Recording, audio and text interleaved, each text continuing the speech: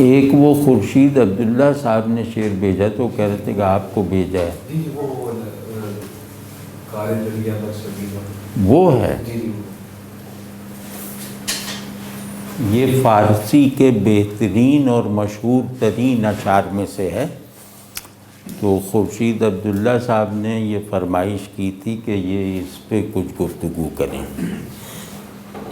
اور یہ جو آتش است کی ردیف ہے، اس زمین میں بہت سے شاعروں نے غزلیں کہی ہیں، اور اس میں غالب نے بھی کمال کی غزل کہی ہے۔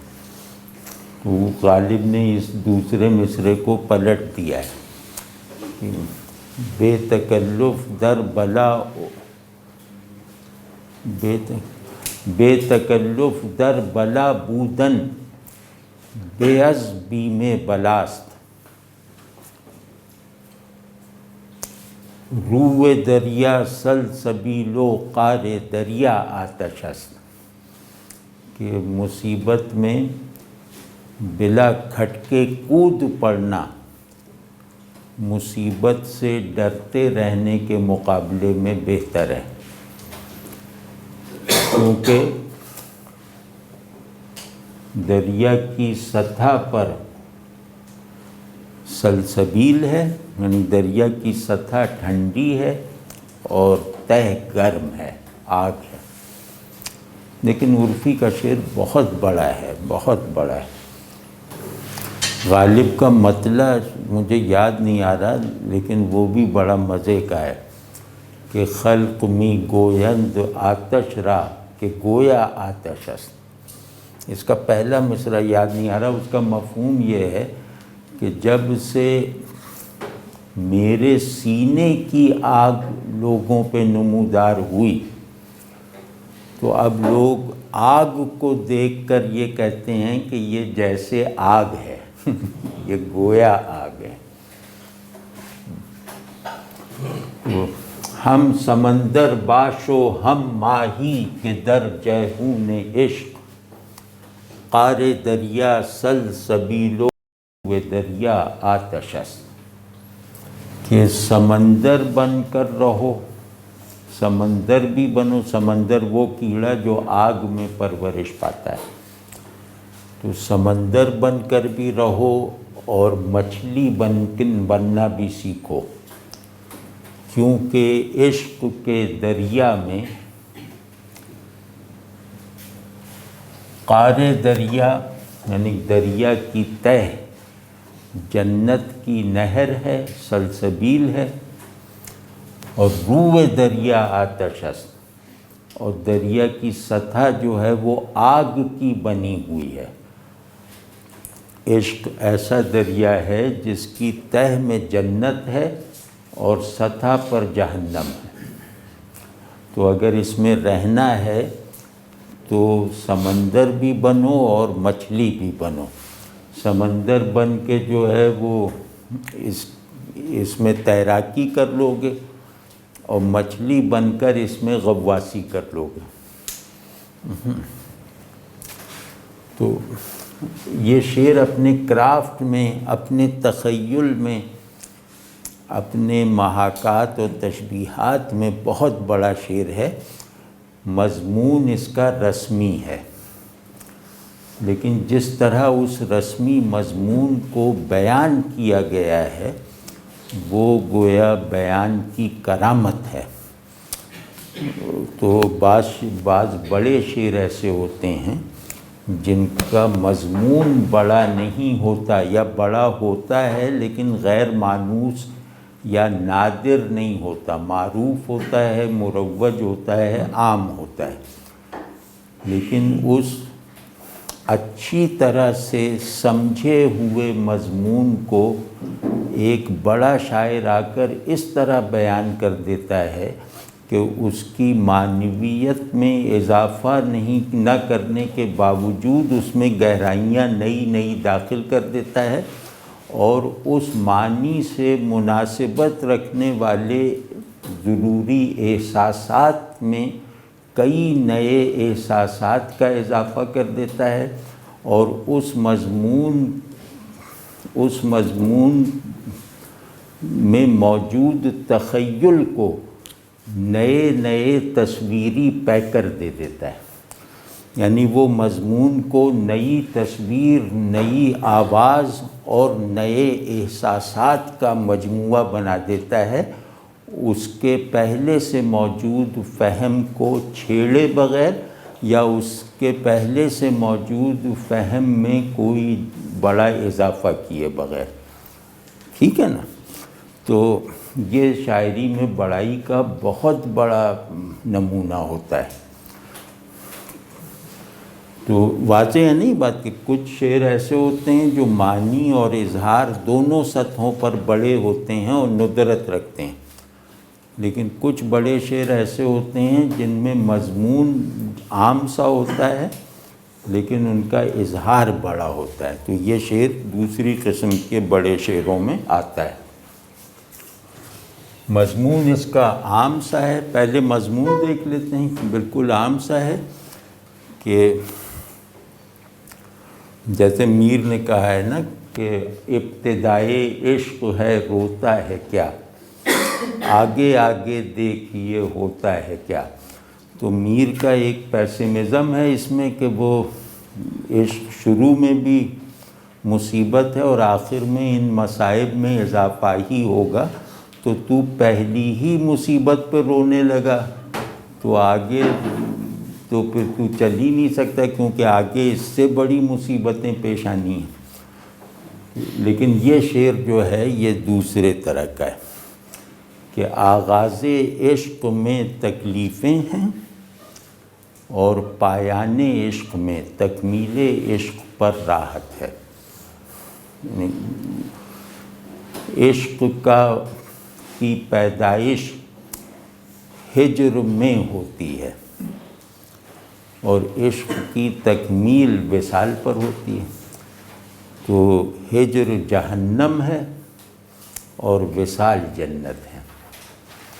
تو بشرطے کہ آدمی ہجر کے حقوق کو بھی پورا کرے، وصال تک وہی پہنچے گا جس نے فراق کے آداب بجا لا کر دکھائے۔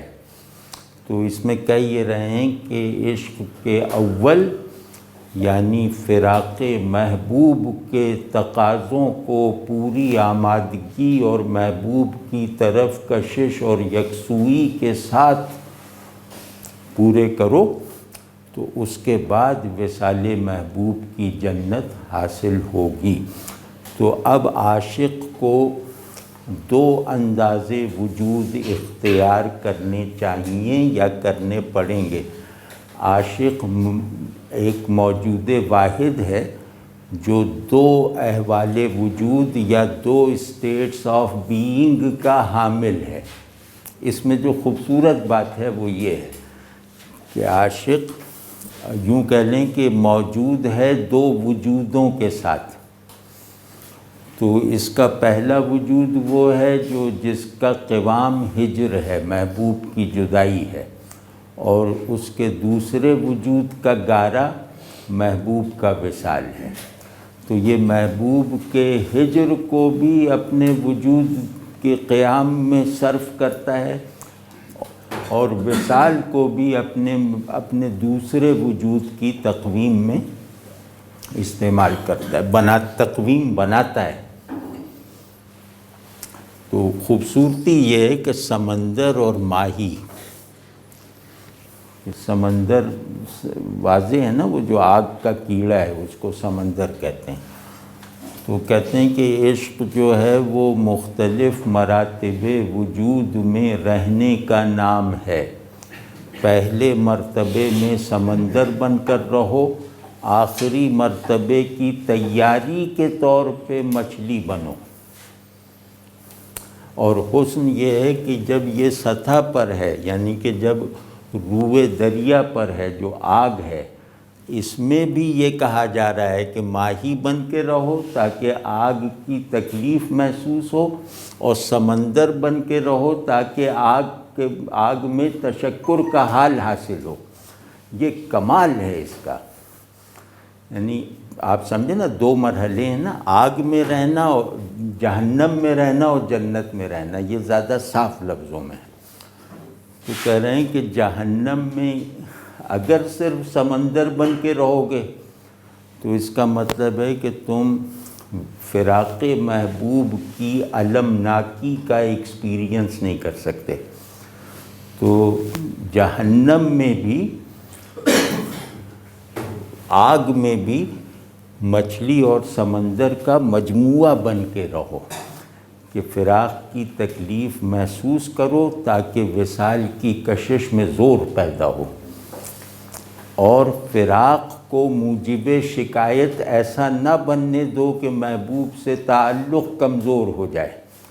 تو سمندر آگ میں شکایت نہیں کرتا، اور مچھلی جو ہے وہ آگ میں راحت نہیں محسوس کرتی۔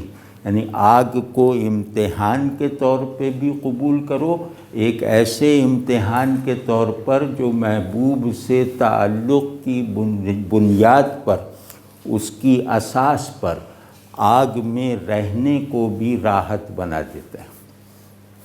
ٹھیک ہے نا؟ اب بہت خوب اس کو ذرا سا محسوس کریں کہ آگ میں سمندر بن کے رہا تو وہ فراق میں بھی شکر گزاری کے ساتھ رہا۔ ٹھیک ہے نا؟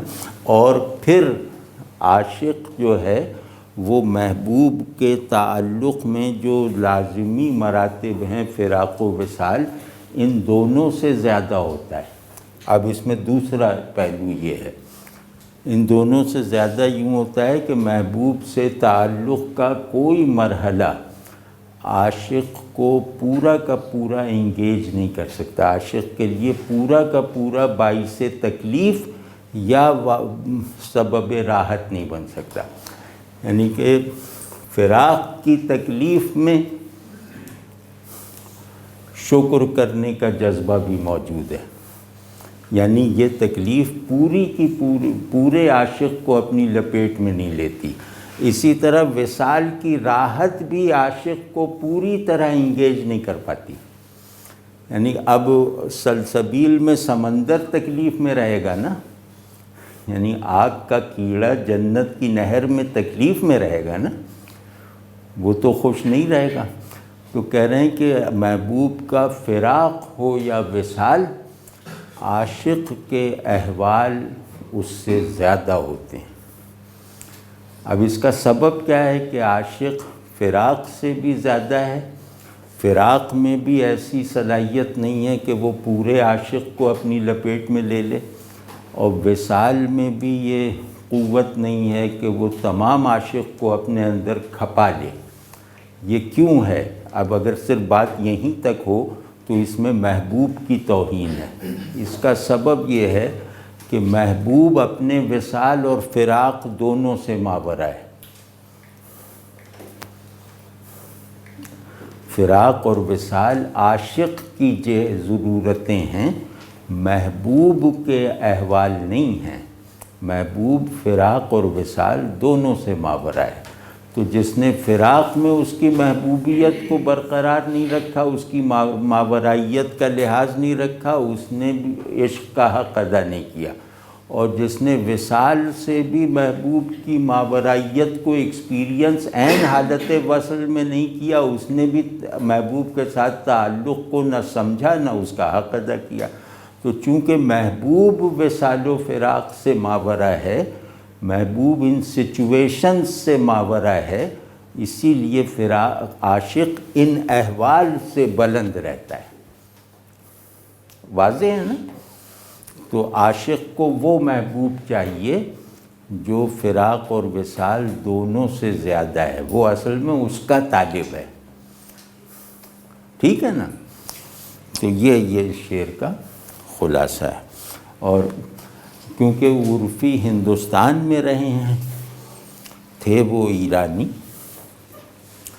لیکن ہندوستان میں رہے ہیں وہ جہانگیر کے زمانے میں، تو ان کو یہ یقیناً معلوم ہوگا کہ سمندر ایک ہندی لفظ بھی ہے۔ تو اس پہلو سے آپ دیکھیں تو سمندر اور دریا میں بھی رعایت ہے۔ فارسی میں دریا سمندر کو کہتے ہیں، اور پھر وہ کیونکہ ہندی بھی سمجھتے ہوں گے تو انہیں یہ معلوم ہوگا کہ ہندی میں یا وہ ہندوستان میں دریا اور سمندر میں کل اور جز کا تعلق ہے، لیکن سمندر دریا سے بڑا ہوتا ہے۔ تو ان رعایتوں کو سمندر اور دریا کے درمیان جو اردو زبان کی رعایتیں ہیں ان کو بھی ملحوظ رکھیں تو اس شعر کا لطف بڑھ جاتا ہے۔ واضح ہے نا، مطلب اس کا ایک ضمنی آرائشی مطلب یہ پیدا ہو جاتا ہے کہ دریا میں رہو دریا سے بڑے بن کر، دریا میں ایسے ہی رہو جیسے سمندر کو دعوت دی جائے کہ تم دریا میں رہو، تو بس اس طرح رہو، سمندر کی طرح دریا میں رہو۔ تو اب سمندر پہ دریا کی آگ یا دریا کے ٹھنڈے پانی کا کیا اثر؟